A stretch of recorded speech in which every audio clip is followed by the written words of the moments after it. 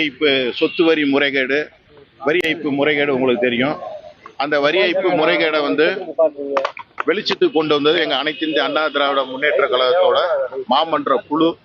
நாங்கள் தொடர்ந்து முயற்சியால், ஆர்ப்பாட்டத்தால், போராட்டத்தால் இது நடந்துச்சு. அப்படி இருந்து லேட் பண்ணாங்க.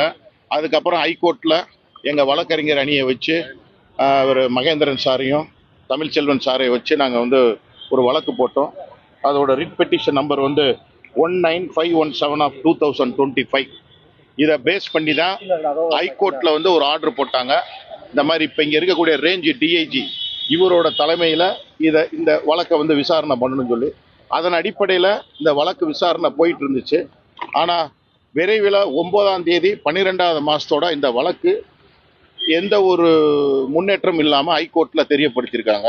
கடைசி அந்த வழக்கோட சம்பந்தம் 9ஆவது தேதி 12வது மாதம் போன வருஷம். அதுக்கப்புறம் இந்த கேஸ் அப்படியே முடங்கி போச்சு. போன தடவை ஆட்சி உங்களுக்கே தெரியும், திராவிட முன்னேற்ற கழகத்தோட ஆட்சி. இதில் சம்பந்தப்பட்டிருக்கிறவங்க திமுக மேயர், திமுக மண்டல தலைவர்கள், திமுக நிலைக்குழு தலைவர்கள், அது போக சில மாமன்ற உறுப்பினர்கள், திராவிட முன்னேற்ற கழகத்தை சேர்ந்த மாமன்ற உறுப்பினர்கள், முன்னாள் மண்டல தலைவர்கள், இப்படி நிறைய பேர் இதில் சம்பந்தப்பட்டிருக்காங்க. ஆனால் அப்போ இந்த திராவிட முன்னேற்ற கழகத்தை சார்ந்த அப்போதைய உள்ள முதலமைச்சர் இதில் ஏதோ உண்மை இருக்குன்னு தெரிஞ்சுதான் அவர் மேயரையும் 5 மண்டல தலைவரையும் நிலைக்குழு தரலையும் ரிசைன் பண்ண சொன்னார்.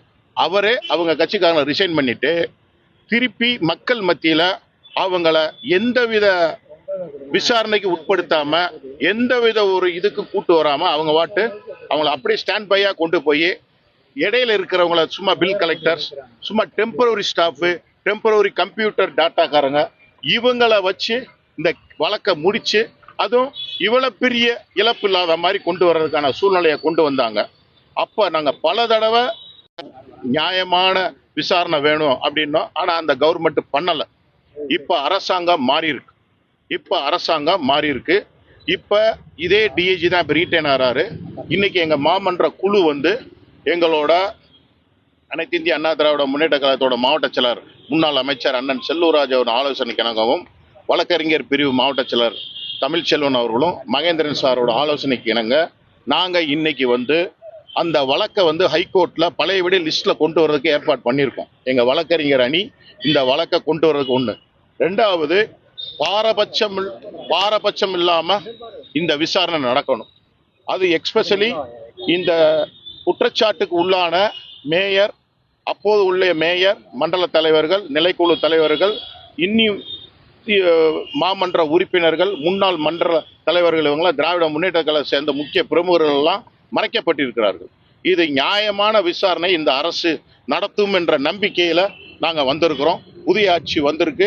கண்டிப்பாக இப்ப இருக்கக்கூடிய முதலமைச்சருக்கு உங்கள் மூலியமாக எங்க மாமன்ற குழு, அனைத்து இந்திய அண்ணா திராவிட மாமன்ற குழு சார்பாக அவர்கிட்ட நாங்க ஒரு கோரிக்கை வைக்கிறோம்.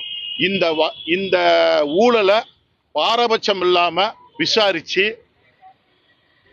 குற்றவாளிகளை சட்டத்துக்கு முன் நிறுத்தி இதுல இருக்கக்கூடிய நிதி இழப்பை ஈடு செய்யறதுக்கு முதலமைச்சர் அவர்கள் உங்கள் வாயிலாக நாங்கள் கோரிக்கை வைக்கிறோம். அதற்கு இந்த அதிகாரி, இந்த டிஐஜி தான் இதை விசாரணை அதிகாரி. இது 6 மாசமா கிடப்புல இருக்கு. இவர்கிட்ட இதை இன்னைக்கு வலியுறுத்துறதுக்காக வந்திருக்கோம். அவர் ஒரு மீட்டிங்ல இருக்காருன்னு சொன்னாங்க.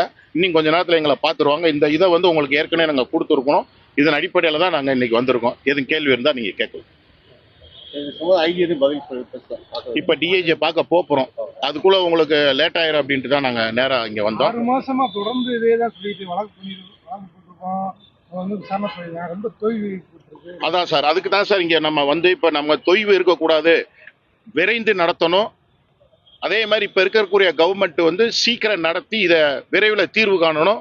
பாரபட்சம் இல்லாம விசாரணை போகணும். பழைய விசாரணையில எங்களுக்கு நம்பிக்கையே இல்லை. பழைய விசாரணை அவங்க திமுக காரங்களை காப்பாத்துறதுக்காக உள்ள விசாரணை அது.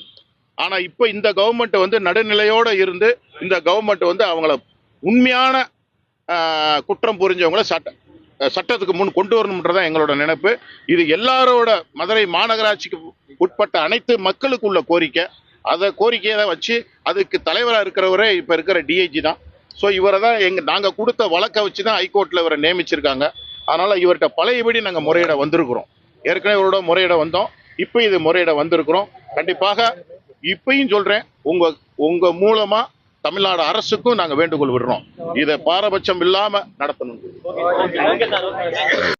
விசாரணை போயிட்டு இருக்குன்னு சொல்றோம். ஆமா சார், 9ஆம் தேதி 12ஆம் மாசம் வரைக்கும் விசாரணை போயிட்டு இருக்கு.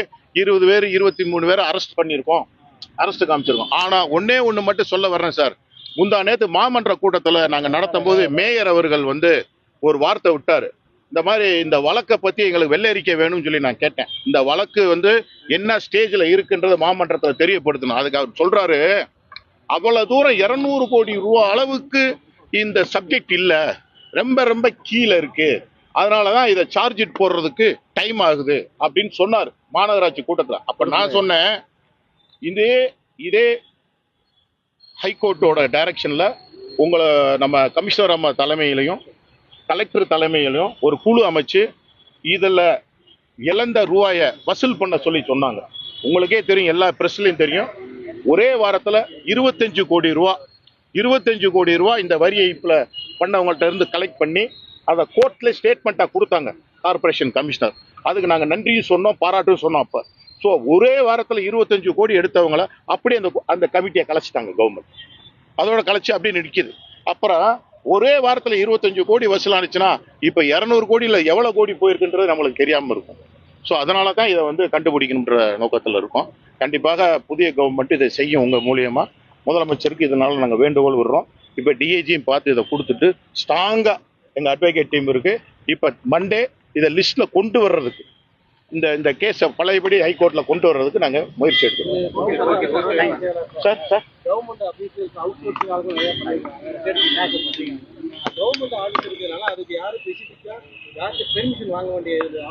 அப்படிலாம் எதுவுமே கிடையாது சார், அப்படிலாம் எதுவுமே இல்லை சார். அப்படிலாம் இவங்க பூராமே எல்லாமே பெட்டி ஆபீசர்ஸ் தான் சார். நீங்க நினைக்கிற மாதிரி கெசட்டட் ஆபீசர் கேடர்ல இருக்கிறவங்கள தூக்கியிருக்காங்க, ஒரு ஏசி எடுத்திருக்கிறாங்க, பழைய ஏசி எடுத்திருக்காங்க, அதுக்கெல்லாம் எந்த பெர்மிஷன் கேட்காம தானே கொண்டு வந்தாங்க. அது மாதிரி இப்ப அந்த கவர்மெண்ட் பல பேர் இதுல டிஎம்கே பீப்புள் மாட்டிடுவாங்கன்னு அந்த ஸ்பீடு அந்த எல்லாம் அப்படியே குறைச்சு அந்த கமிட்டியவே கலைச்சு அதை அப்படியே மறைச்சிக்கிட்டாங்க. அதனாலதான் நாங்க இப்ப இந்த கவர்மெண்ட் புதுசா வந்தனால இந்த கவர்மெண்ட்ட நாங்க வேண்டுகோள் விடுறோம். கண்டிப்பாக உண்மையான குற்றம்